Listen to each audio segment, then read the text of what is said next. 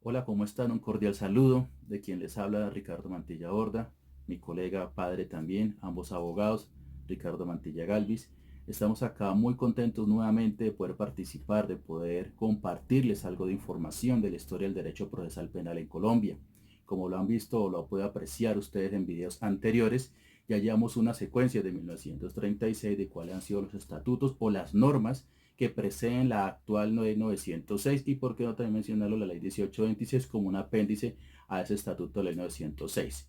¿Cuál ha sido nuestra finalidad desde un principio, como lo menciona en la secuencia de videos o de charlas? Porque no, siempre hemos sido claros que no queremos hacer de esto una clase magistral, sino más bien una charla donde se pueda compartir ese conocimiento, se pueda compartir esa información, se pueda compartir esa experiencia de aquella época para poder entender realmente cuál ha sido el fenómeno jurídico de la ley 906, cuál ha sido su historia, sus cambios, cómo se ha venido desarrollando a nivel de la historia normativa procesal penal de Colombia.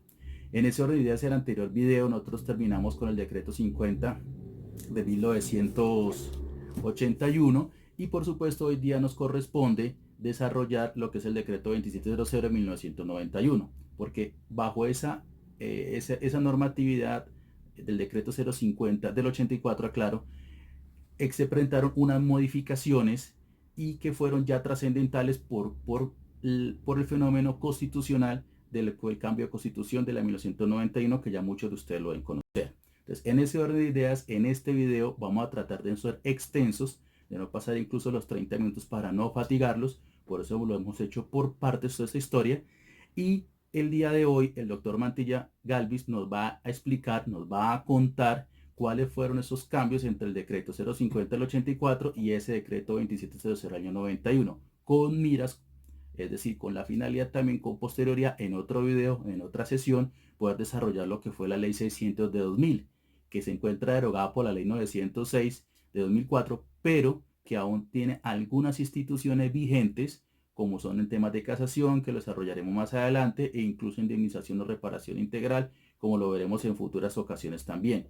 Y que incluso todavía en algunos temas de aforados constitucionales también se encuentra vigente esa ley 600. Es muy importante, si bien esta ley ya está derogada, de todas maneras en algunos aspectos tenerla muy presente la ley 600. Pero insistimos, la idea es poder llevar un derrotero normativo histórico que nos permita comprender la actualidad judicial y por qué no pues estar preparados para futuros cambios procesales normativos como suele suceder en el trasegar o en el devenir del derecho procesal en general y en particular el derecho procesal penal.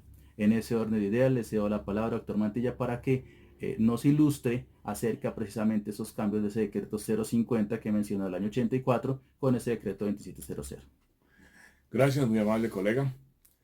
Sí, doctor Mantilla, hubo cambios trascendentales con el cambio de constitución política en 91 y fue la creación o la introducción a la rama judicial de la Fiscalía General de la Nación. Hasta el decreto 050 del 84, en Colombia solo existían los jueces de la República, en su competencia cada uno. Entonces el juez penal municipal investigaba y fallaba lo concerniente a su competencia, delitos querellables y de aquellos que por competencia y cuantía, factor territorial, algunas cosas le correspondía. Y existían los otros jueces ya de mayor jerarquía, denominados jueces de instrucción criminal, que ellos simplemente llegaban, abrían la investigación, escuchaban en indagatoria, resolvían la situación jurídica, hacían la investigación y dictaban la resolución de acusación y se la trasladaban al juez de conocimiento. Donde para la época ya no existían los jueces de superiores, pero en código anterior, entonces eran jueces superiores, jueces del circuito. Quedaron únicamente los jueces del circuito, luego pasaron a existir los jueces especializados y toda esa cantidad de jueces que por medidas de orden público se fueron creando por decretos y que ya prácticamente muchos han desaparecido, como los famosos jueces sin rostro. Entonces, al crearse la fiscalía, esas funciones del juez de instrucción criminal se le trasladaron a la fiscalía. Entonces es la fiscalía la que recepciona, como en la actualidad existe, o se tramita, o se hace, o se elabora, o se desarrolla, la denuncia. La noticia criminal o la noticia crimini la recibe la fiscalía y ella es la que empieza a procesar. Y hoy hablan de actos urgentes, eso lo hablaremos en un momento en la ley 906. En aquel momento se ordenaba la apertura de la investigación con un auto que se denominaba auto cabeza de proceso. Allí se decían las ritualidades que daba el código, que investigar si la conducta punible había sido cometida, quién era su autor, sus partícipes, bueno, todo, las víctimas, todo, quiénes han sido, perfecto. Hecho esto, entonces el fiscal observaba si había necesidad de ordenar o no ordenar captura de los presuntos responsables. Entonces, esos presuntos responsables se citaban si no había mucha prueba. Diga usted, en lo que en aquel momento se hablaba del indicio grave, un indicio grave de que era responsable de la conducta denunciada, entonces se ordenaba la captura. Además, si la conducta ameritaba una medida de aseguramiento.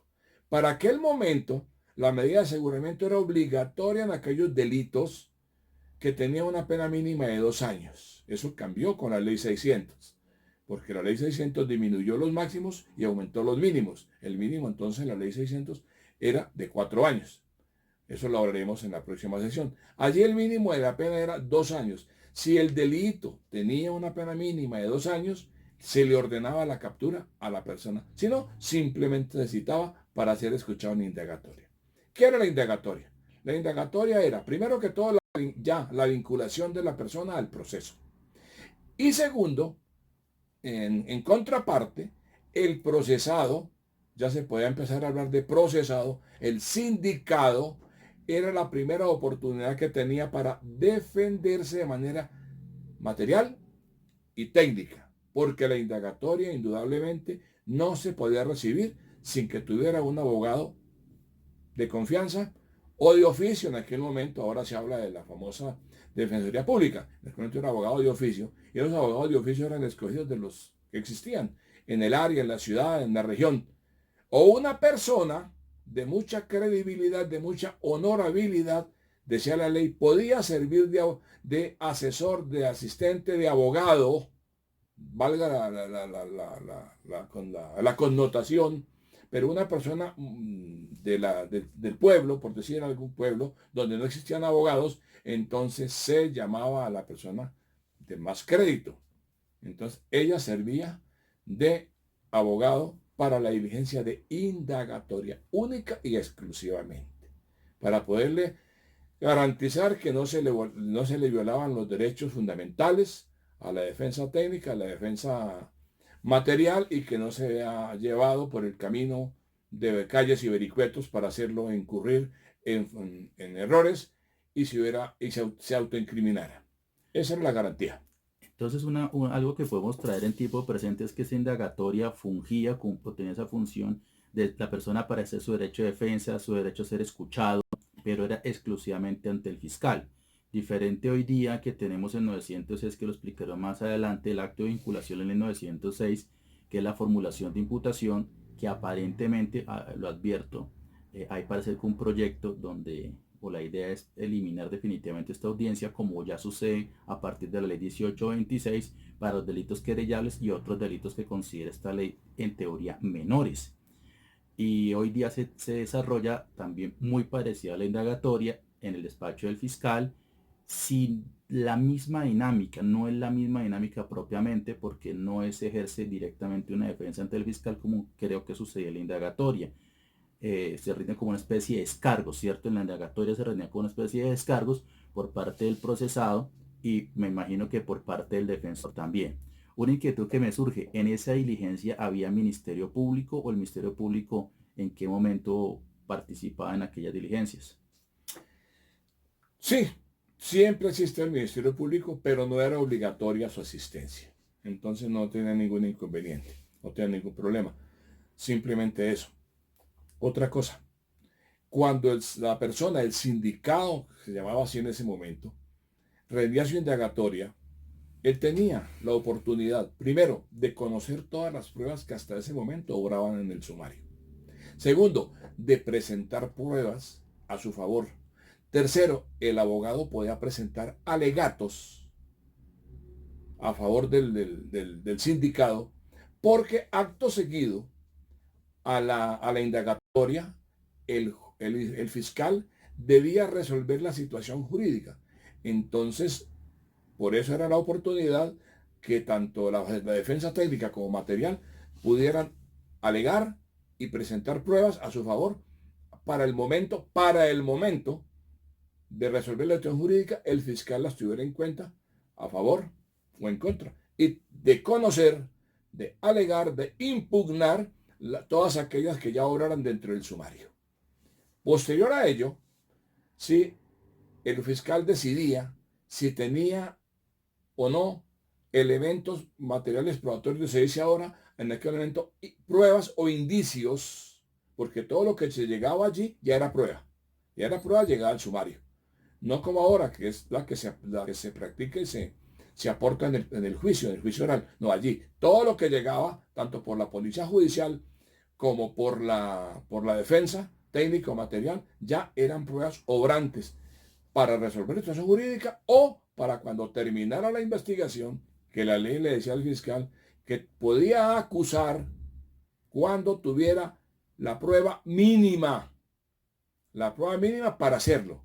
Entonces dictaba una resolución denominada resolución de acusación.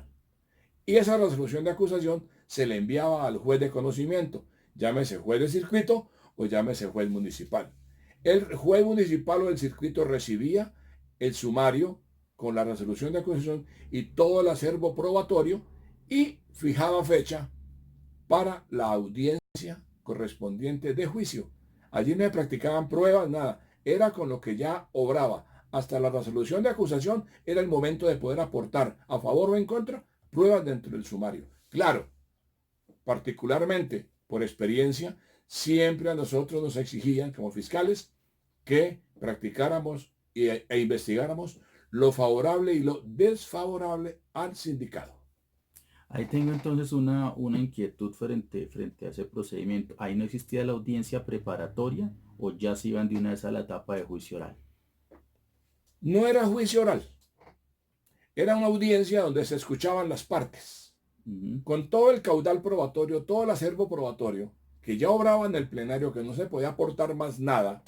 Entonces simplemente el fiscal alegaba y pedía lo que consideraba debía pedir, condena o absolución. O sea, una especie como llegaban alegatos casi que de conclusión oralizados. Son alegatos de conclusión. Es más, se podían inclusive hacer por escrito. Pero uno siempre acostumbraba, como fiscal, a fiscal y se le obligaba a ir a sustentar las pruebas que había practicado y en qué había fundamentado la resolución de O acusación. sea, los jueces en esa época entonces bajo ese decreto no decretaban pruebas, simplemente llegaban ya a tomar una decisión. Absolutamente. Por eso se le enviaba la resolución de acusación, el secretario pasaba el sumario al despacho, el juez estudiaba el proceso, fijaba fecha y ya prácticamente cuando llegaba a la audiencia de juicio, pues tenía prácticamente el juez una decisión tomada, sencillamente, y solo escuchaba los alegatos de las partes. Hay momentos en que los abogados alegan cosas muy interesantes y el juez su criterio lo cambiaba y absolvía.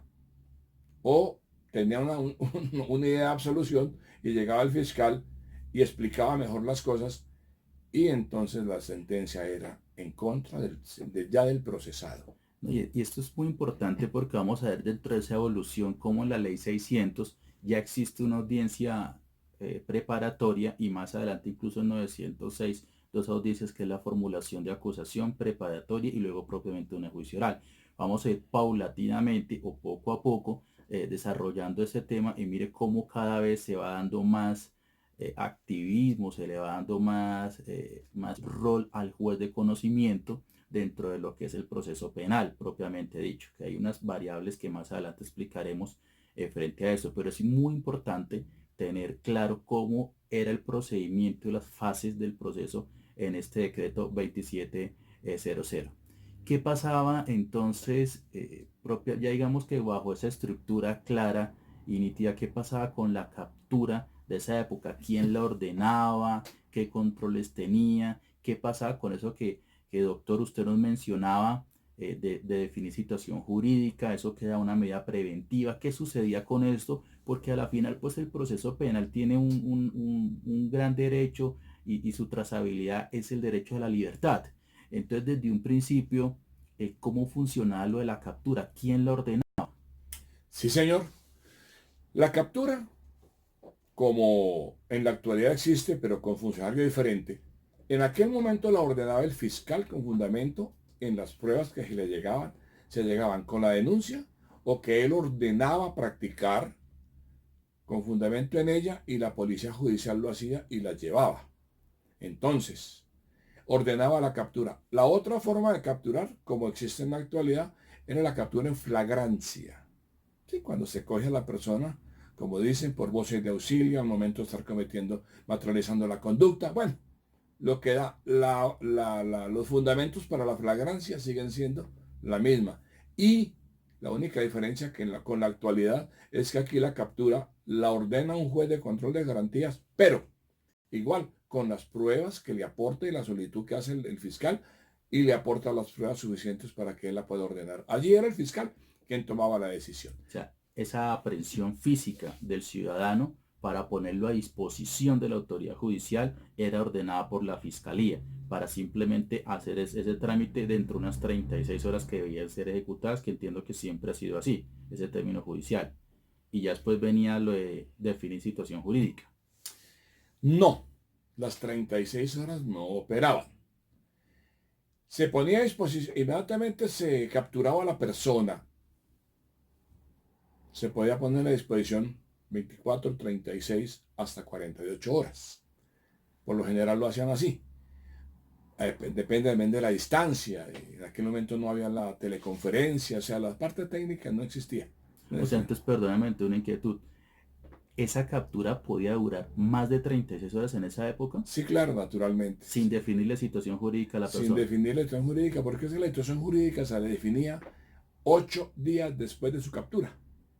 Entonces, un punto Eran muy 3 días importante. para, 3 días para escuchar la indagatoria y 5 para resolver. Observemos esa evolución, cómo ha cambiado hoy día, porque hoy día tienen 36 horas. Veremos más adelante incluso la evolución constitucional sobre la captura, e incluso ya la Corte Constitucional a tiempo presente se ha ratificado sobre esas 36 horas, que algunos jueces de control de garantía son un poco más flexibles dentro del tema de las audiencias y algunas durarán un poco más, un poco menos, pero en sí lo que es la legalización de la captura hoy día son 36 horas. Entonces en ese decreto 2700 la persona estaba capturada y mientras definían podía durar 8 días.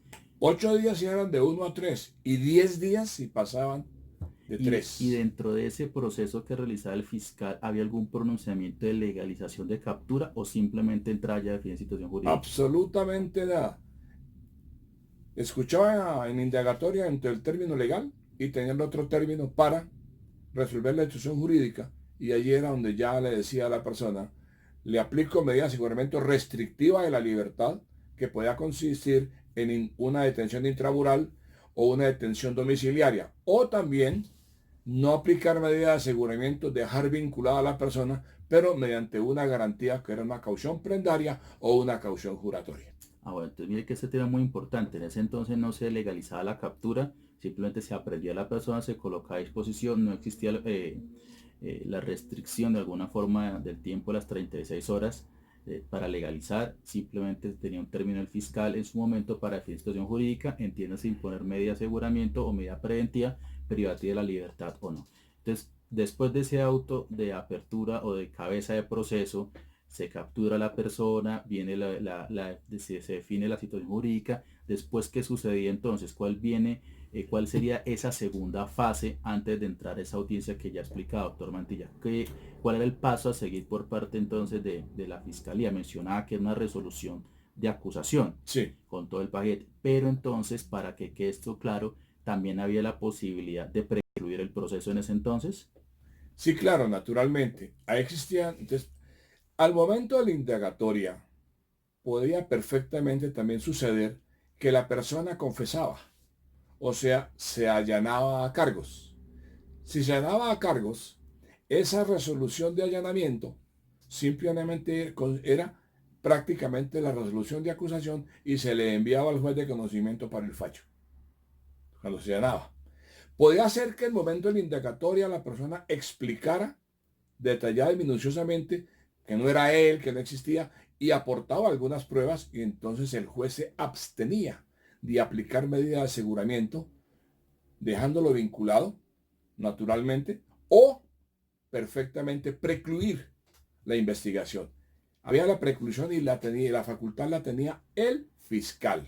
O sea, Porque eso no requería de llevar la preclusión a juez como sucede hoy día. absolutamente para nada. El fiscal era autónomo de decir, precluyo, aplico medidas de aseguramiento, me abstengo o llevo a juicio, llevo a investigación y juicio. Entonces, mire, muy importante también esos tres puntos. El fiscal era autónomo para ordenar la captura. El fiscal era autónomo desde ese decreto 2700 en proferir o dictar medida de aseguramiento o medida preventiva.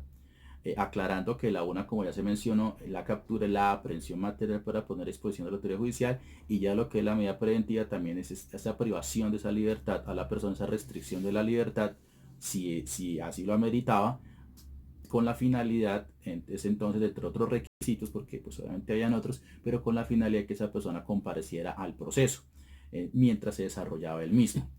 Y otra autonomía que tenía el fiscal desde ese decreto era la preclusión, situación que sucede hoy diferente porque hoy día se debe llevar ante el juez de conocimiento.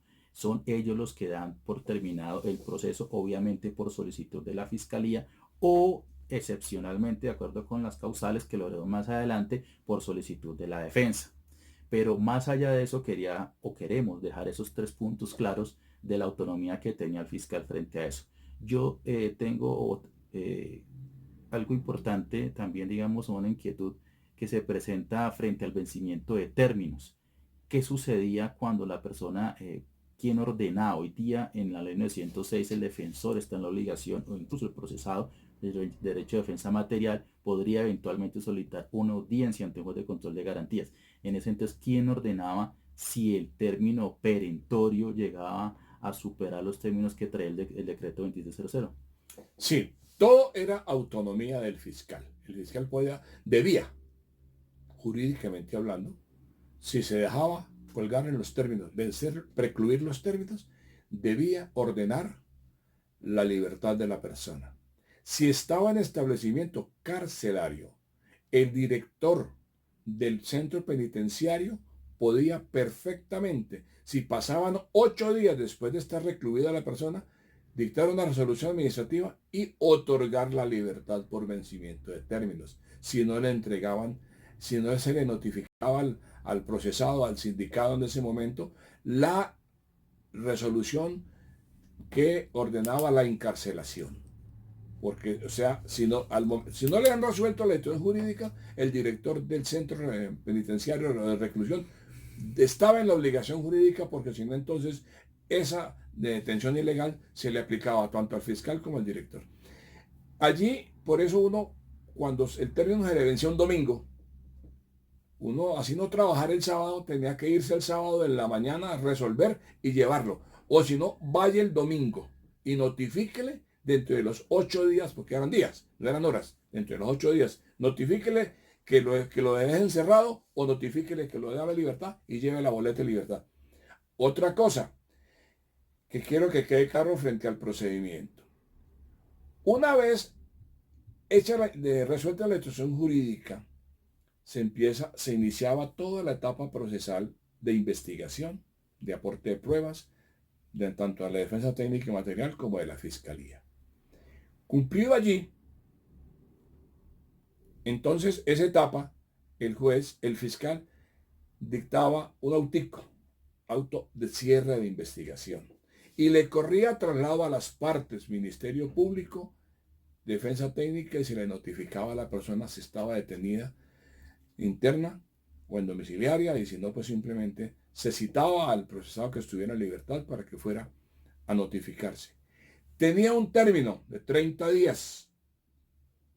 La defensa material, la defensa técnica y el Ministerio Público para presentar alegaciones, alegatos Ya precluido este término, el fiscal recogía los alegatos que se presentaban por escrito, que todo era escritural, y entonces entraba a resolver, y si encontraba mérito, dictaba resolución de acusación, y si no, precluía la investigación y mismo también. Eso era autonomía del fiscal. Bueno, perfecto. Entonces eso también nos trae o nos rememora algo que se conoce hoy día o desde ese entonces como el principio de permanencia de la prueba, que analizaremos también más adelante, su diferencia con el principio de concentración de la prueba. Si algo se ha mencionado durante esta charla, durante estos minutos, es precisamente que desde su principio hasta la última audiencia del juez de conocimiento, esos documentos, esos recaudos de entrevistas o interrogatorios, todo lo que recaudaba la fiscalía o el fiscal en su momento tenía vocación probatoria, a diferencia de lo que sucede en la ley 906, que solo tendrá esa vocación una vez sea incorporada en juicio oral. Ya explicaremos las fases completas de lo que corresponde a la ley 906. En ese orden de ideas, también me surgió otra duda frente al rol final de fiscalía.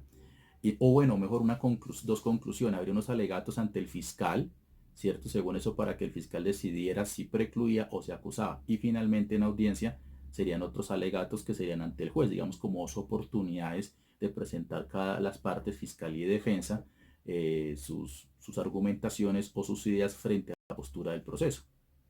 Sí, debo decir algo.